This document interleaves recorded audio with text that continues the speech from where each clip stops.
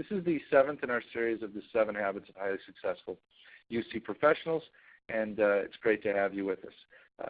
We start out usually by talking about this idea that 80% of enterprise investments in UC projects don't have an overarching strategy and roadmap. And what that really leads to is opportunity for those of us as UC professionals to really do a better job of helping our internal companies and our customers really shape and formulate and understand their strategy. And in doing so, we have the ability to really make a difference.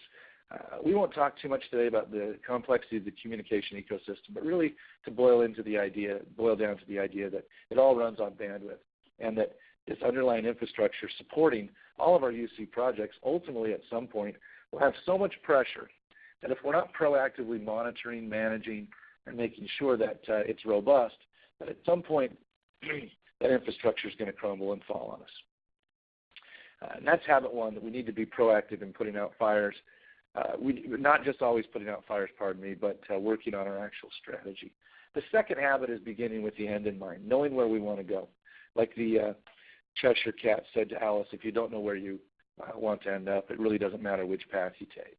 And habit 3 about putting first things first and really making sure that every day that all of our time is spent on the tasks that are most highest priority, the ones that will have the greatest impact. Those first 3 habits are really a self-directed change. In other words, what I mean by that is, and what Dr. Covey means by that, is that by being proactive, by beginning with the end in mind, and by putting first things first, we really have the ability to shape our own work so that we know that we are doing the things that need to be done when they need to be done, and that each day, as we have all of those challenges that we ultimately will have, that we're doing what's most productive or most useful for us and for our company. The second set of habits, think win-win, where we try to make sure that it's not always a winner and a loser in all of our interactions, but that we're really working together as partners with the people that we work with, our customers, our internal customers, our external customers, our bosses, our interpersonal relationships, all of those, that it's easy and pleasant for people to work with us. To seek to understand and then be understood, the ability to listen first and then speak. And then the 6th habit, synergize, where we find that the whole is greater than the sum of our parts. As we analyze those 3 habits, we realize that this ability to think win-win, seek first to understand, and then to be understood, and to work together as a team are those interdependent attributes, the ones that help us grow as a group, the one that helps us with our interpersonal relationships, the ones that help us sort of externally, whereas the first 3 are kind of internal habits. And as we look, and we didn't touch much on this last time, but this idea that very often our work is in silos, and if we can find a way to make those two, make all of those silos work better together, the advantages will be more than just 1 + 1 = 2, but 1 + 1 = 4 or 5 or 6. And then sharpen the saw. And the idea behind sharpening the saw is really quite simple. I think that in the blog post I wrote, really it was Ferris Bueller who said it best: life moves pretty fast, and if you don't stop and look around once in a while, you could miss it. According to Stephen Covey's work on his website, sharpening the saw really means preserving and enhancing the greatest asset we have, which is yourself. So how do we preserve and enhance ourselves, our greatest asset? Well, Dr. Covey breaks down that renewal into 4 categories. He talks about physical renewal, social and emotional renewal, mental renewal, and spiritual renewal. And in our remaining time, which is just a few minutes today, I want to talk maybe about some ideas on how we can do each of those 4 kinds of renewals. First of all, physical renewal. I think the biggest problem we have mostly as executives is we just sit in our chairs in our office too much. The first step is really to get up and walk around a little bit. Like Ferris Bueller said, let's go take a look around. And managers who get up and move, management by moving around, management by walking around is what it's called. If we employ a practice of management by walking around, we're going to be so much more successful. I find that as I get up and move with my teams, and that sometimes means getting on a plane and going and visiting them, visiting customers and being out and about, I learn so much more about myself and about my team, but it's also good to be moving and not sedentary. Obviously, exercise is a critical component to this, but really the ability to just smile and move, as one of my favorite websites talks about all the time. Workplace cultures where physical activities celebrated are better for everybody. We're more healthy, we're more alert, we're more active. I said in my blog post, we have a manager here who occasionally just gets up, and I see him with his coat on, regardless, rain or shine, walking around the building outside. I think we actually have to get up and move once in a while. The second place where we need to recharge our own batteries, where we need to really enhance and preserve ourselves, is our mental recharging.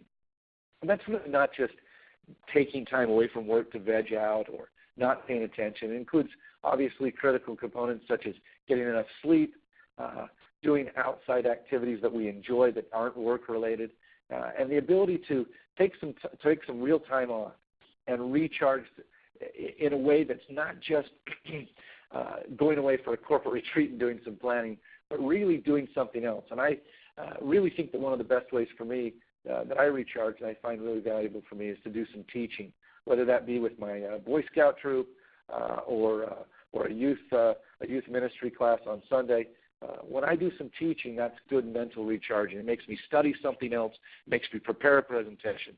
It helps me use my brain in creative and ways that are different than my everyday workday activity. And I really love combining both of those two things by getting outdoors with my kids and doing some hiking and doing some camping and having the opportunity to kind of commune with nature, which really takes us to our third area of self-renewal, which is spiritual renewal. And this isn't just a religious principle, but Dr. Covey talks about the idea that we need to renew our sense of self, our spirit, if you will. And there's so many great ways to do that, whether it's get involved with the arts, enjoy music. I have a couple of colleagues who like to paint. They're not very good at it, but they like to do it. The ability to go sometimes a little bit outside of yourself, like I said, hiking in the mountains, or visiting a historical site. I know that I've had some profoundly spiritual experiences, not in the religious sense, but in the sense of finding out who I am and what I believe and what I feel. Standing, for example, on the battlefield at Gettysburg and contemplating what took place there, brother versus brother and father versus son, as our country kind of struggled for its identity in the mid-1800s. And just the sense of what I felt there at Gettysburg has kind of carried over with me for years and years. And sometimes it's those sorts of things that we need to help renew our spirit and our sense of who we are. Steve Jobs said in his Stanford commencement address in 2005, your work is going to fill a large part of your life. And the only way to be truly satisfied is to do what you believe is great work. And the only way to do great work is to love what you do. I think sometimes we're so deep into what we do every day, we kind of stop loving what we do. And really spiritual renewal is about connecting with something outside of work so that when we get back to work, we can renew that love affair that we had when we started this job. Steve goes on to say, if you haven't found it yet, keep looking. Don't settle. As with all matters of the heart, you'll know when you find it. And spiritual renewal is actually, in some ways, getting away from work so that when we come back to it, we can kind of fall in love again with what it is that we do. And if we don't like what we do, then change. Don't keep doing the same thing over and over and being dissatisfied. It carries over into so many other parts of our lives that it damages our relationships in all the other aspects. So if you don't like what you're doing, I guess the encouragement is find something else. Don't settle. And the last place that he talks about is really this idea then of bringing all of these things together. Physical renewal, getting up and moving. Social and emotional renewal, I didn't really talk about, but that's moving outside yourself and doing something for somebody else. Finding ways to give back and make a difference through volunteering or brightening someone else's day or just being a good listener. But this idea of physical renewal, getting up and moving a little bit, social, emotional renewal, kind of getting outside yourself and helping somebody else. Mental renewal, the ability to not just veg out, but to really recharge our mental stores. And then spiritual renewal. If we can do those four things and really take care of our most important asset, that's ourselves, look, the bottom line is there are many people that depend on you. It's you, your friends, your family, your loved ones, your coworkers. The most important asset you have is you. As we look at this idea of the 7 habits in its totality, let me just sum up with this. There's those first 3 habits of getting ourselves focused. What do we really want, and how do we get there? And am I doing the right thing right now to make sure that I am using my time as effectively as possible. Then we look at that second set of habits where we say, am I helping other people win? And when you help other people win, you realize the pie is big enough for us to all be winners. And then listen more than we talk and really understand other people. And then the ability to help bring teams together and get more out of the whole than the sum of its parts. Oh, it's so critical then that we know where we're going and how we're going to get there and what's most important to do, that we work on those interpersonal relationships with others, but then critically as we wrap up today, that we know that we're also taking care of ourselves.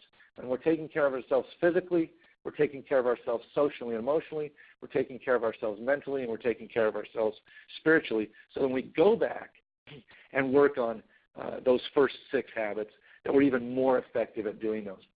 Dr. Covey talks about this continuing to be an upward spiral, that we work on each of these habits individually and collectively, and that we continually try to improve and grow and be better. I know as I've been giving these presentations and been working on this content that I've made changes in my life. I encourage you to do the same. Find yourself on this journey where you're continually getting a little bit better and a little bit better. This book is a couple of decades old, but I'd encourage us all to go back and read it. Dr. Covey was onto something. And I really believe that as we really do our best to work on ourselves and make ourselves the best person we can, as we sharpen that saw, we're more effective in all the other aspects of our life. We've done a little bit over time here. I appreciate your participation not only in today's webinar, but in the other ones. Thank you so much for being a part of this. We'll kick off a new series around the first of the year. I hope you'll be willing to participate then. And for all of you, have a great, safe holiday season, and really enjoy yourselves and your time with your family and your loved ones and this holiday season. Have a great holiday season, and we'll talk to you again hopefully at the beginning of the new year. But thanks for being here.